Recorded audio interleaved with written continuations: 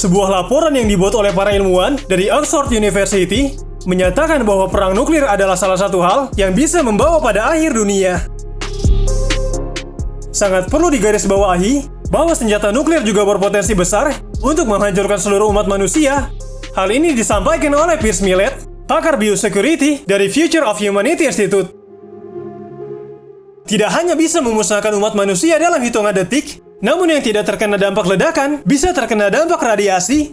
Dalam hal ini, bahkan orang yang meninggal di detik pertama ledakan mungkin justru bisa jadi orang yang beruntung karena hidup dengan paparan radiasi sungguh menyiksa.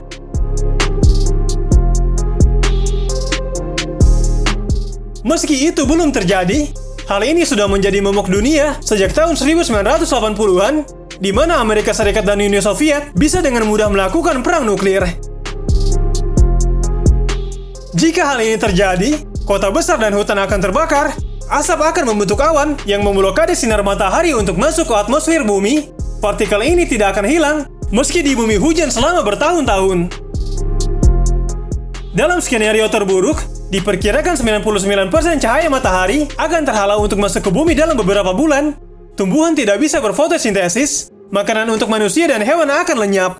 Belum lagi suhu permukaan bumi akan menurun dan membuat bumi akan lumpuh dalam temperatur yang dingin, sementara tanaman dan hewan akan binasa dalam kegelapan. Yang harusnya dilakukan para pemimpin negara saat ini, menghentikan segala pertikaian dan peperangan lewat jalan damai, dan berupaya bersama-sama agar hal itu tidak pernah terjadi.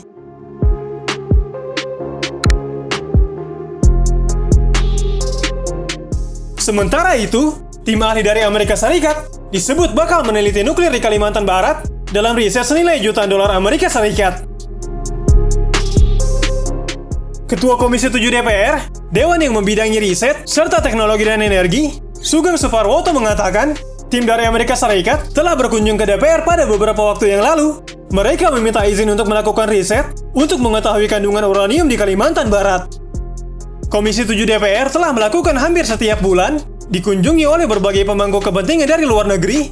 Salah satunya Amerika Serikat yang menyampaikan akan melakukan penelitian dengan biaya kurang lebih 9 juta dolar Amerika Serikat atau setara dengan 134,6 miliar rupiah.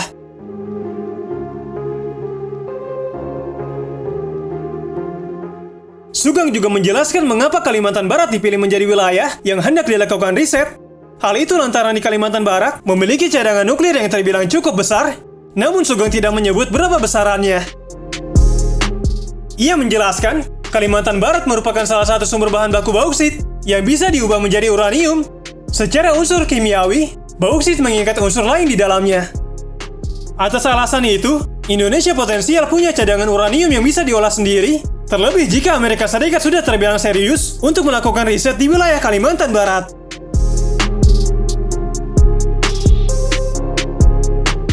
Sebelumnya, Badan Pengawas Tenaga Nuklir atau BAPETEN menjelaskan pihaknya membuka peluang untuk melanjutkan kerjasama nuklir dengan negara Rusia.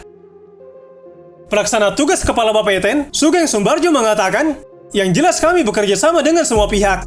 Kami bekerja sama dengan Rusia, Prancis, Kanada, Amerika Serikat, Jepang, dan Korea. Jadi hampir semua negara yang mempunyai teknologi nuklir bekerja sama dengan Indonesia. Begitupun dengan Rusia, tidak menutup kemungkinan akan melanjutkan kerjasama. Isu kerjasama dengan Rusia muncul ke permukaan usai pertemuan Joko Widodo dengan Presiden Rusia, Vladimir Putin, pada bulan Juni tahun 2022 yang lalu. Dalam pertemuan itu, Vladimir Putin tertarik untuk bekerja sama dalam bidang pengembangan teknologi nuklir. Vladimir Putin mengatakan, banyak perusahaan kami, termasuk perusahaan energi beroperasi di Indonesia, ada ketertarikan untuk mengembangkan industri tenaga nuklir nasional. Putin menjelaskan di negaranya ada beberapa perusahaan teknologi yang diklaim berpengalaman, seperti Rosatom, yang bersedia terlibat dalam proyek bersama.